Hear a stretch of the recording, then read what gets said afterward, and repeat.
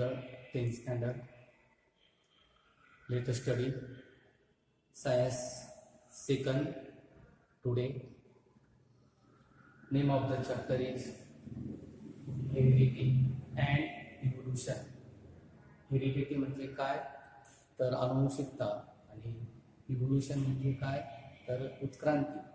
In the last period we have learn morphological and anatomical evidence. पाठीमागच्या तासाला आपण बाह्यरूपी आणि आंतररूपी पुरावे म्हणजे काय याविषयी आपण माहिती घेतलेली आहे. पुढे first vestigial organ and second is the paleontological evidence. Vestigial organs. What is mean by the vestigial organs?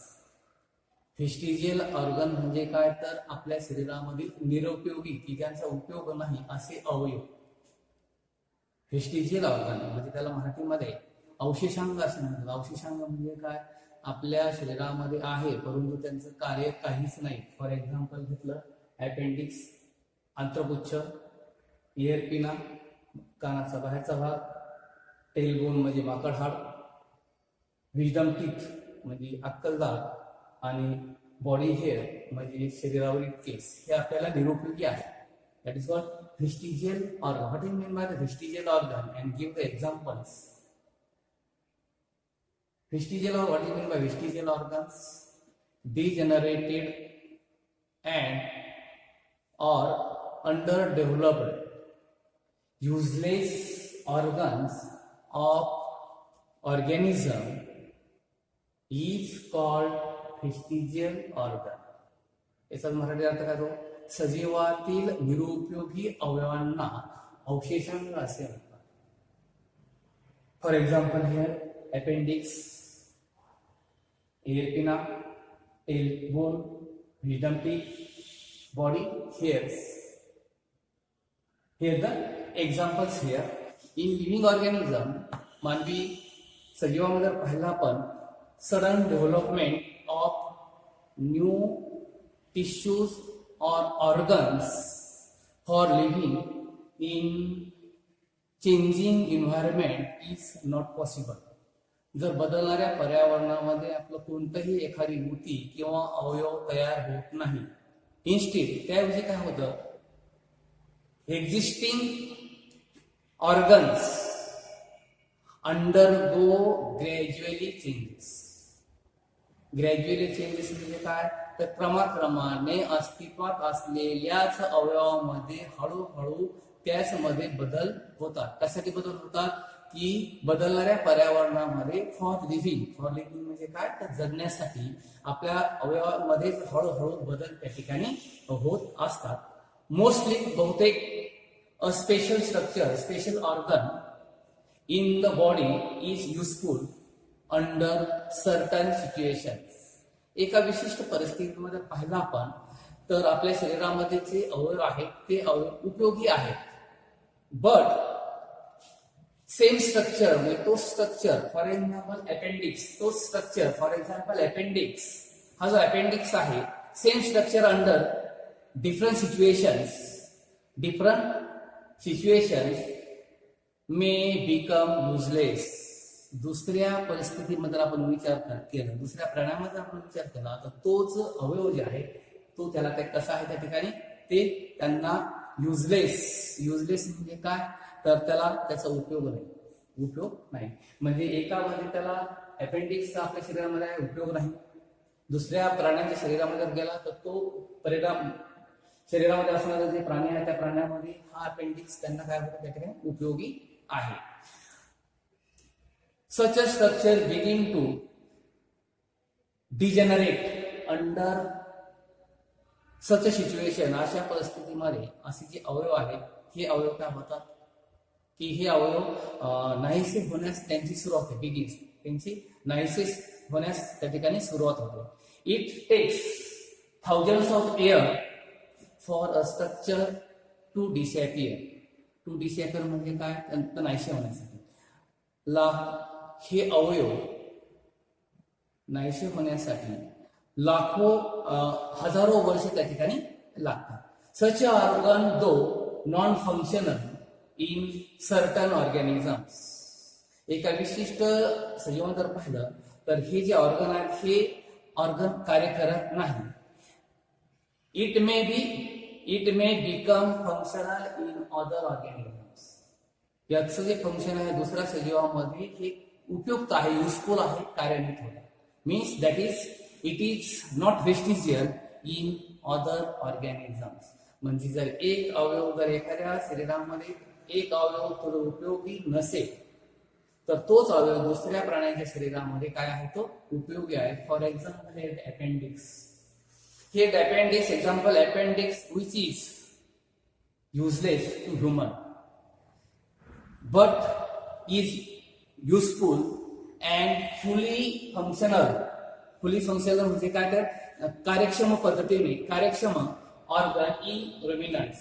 रुमिनंट्स म्हणजे काय तर रवंत करणारे प्राणी. जे प्राणी रवंत करतात अशा प्राण्यामध्ये हा जो अपेंडिक्स आहे हा अपेंडिक्स उपयोगी आहे.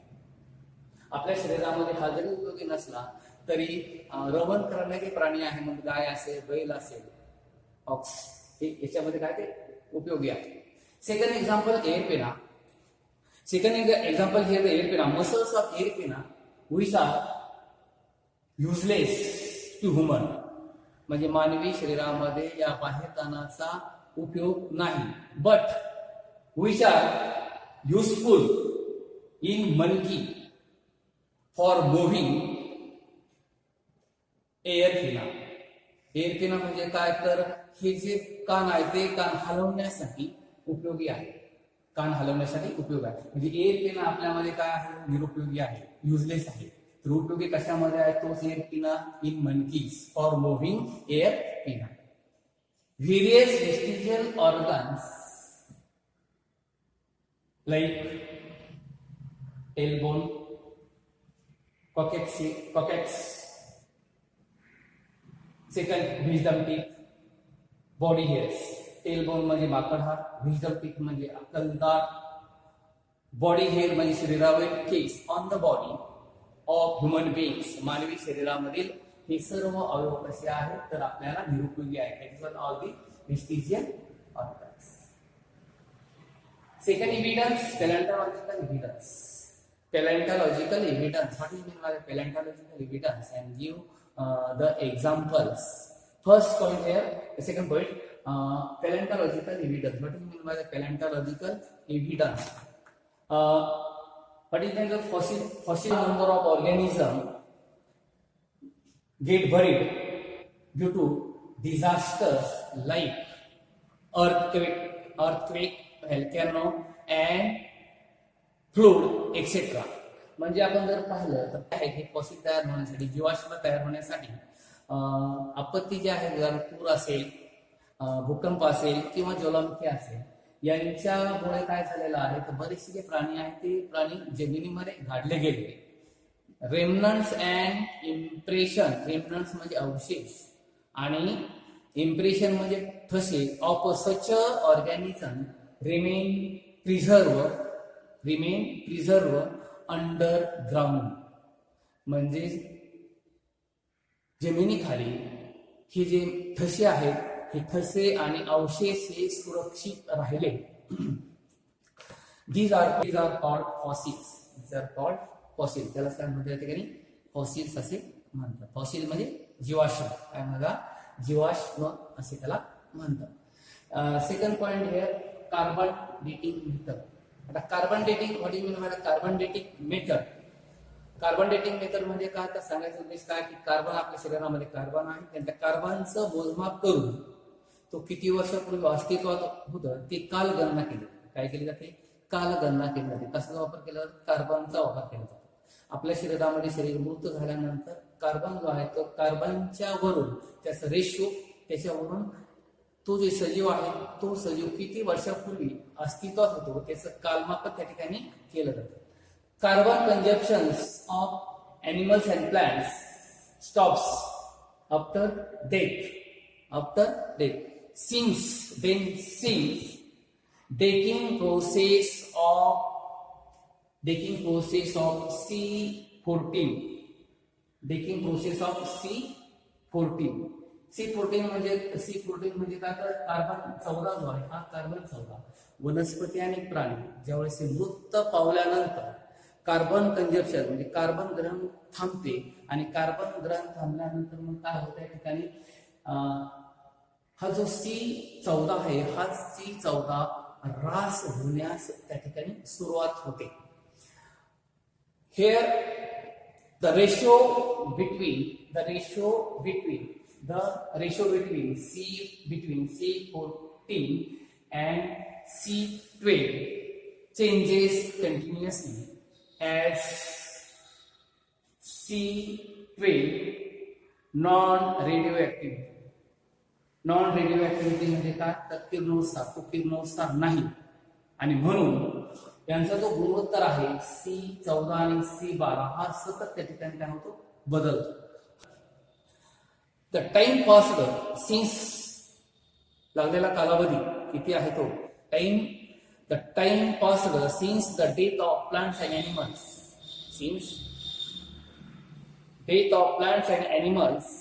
can be calculated by measuring radioactivity of C14 and the ratio between C14 and C12 in the body. It is called carbon dating method. आता कार्बन डेटिंग मेथड म्हणजे काय तर आपल्याला माहिती आहे यांचा जो रेशो आहे हा रेशो जर पाहिला आपण तो रेशो असणारा ह्या रेशो आणि C12ची क्रियाशीलता यावरून आपल्याला कालमापन करता येते. It is called carbon dating method. This method is used in paleontology. It is used in paleontology and anthropology. Paleontology means only to study fossils. Fossil म्हणजे काय फक्त त्यामध्ये जीवाश्माचा अभ्यास केला जातो. जे कसे आहेत किंवा पूर्वीचे सांगाडे आहेत त्यांचा त्यामध्ये अभ्यास केला जातो. अँड एन्थ्रोपॉलॉजी म्हणजे काय तर to study only the mankind. मानव वंशशास्त्राचा अभ्यास त्यामध्ये केला जातो. Anthropology for determining the age of fossils. त्या जीवाश्माचं वय किती आहे हे आपल्याला यावरून कॅल्क्युलेट करता येतं. अँड मॅन्युस्क्रिप्ट्स हस्तलिखित किंवा ठसे हे किती काळापूर्वी अस्तित्वात होतं यावरून आपल्याला या कार्बन डेटिंग मेथडवरून आपल्याला काय करता येतो. Age of fossil fuels has been determined by a technique. This technique, carbon dating method technique, it become easy to deduce the information about other earthwide organisms. earthwide organism म्हणजे काय तर जे पूर्वीच्या काळी असणारे जे सजीव आहेत त्या सजीवांचा तुलनात्मक कम्पॅरेटिव्ह आपल्याला करता येतं आणि त्यामधून आपल्याला ज्या त्या काळामध्ये असणारे जे सजीव आहे किती होते किंवा ते कसे त्या ठिकाणी वाढले याविषयी आपल्याला सविस्तर माहिती त्यामधून मिळते. Means here the carbon dating method.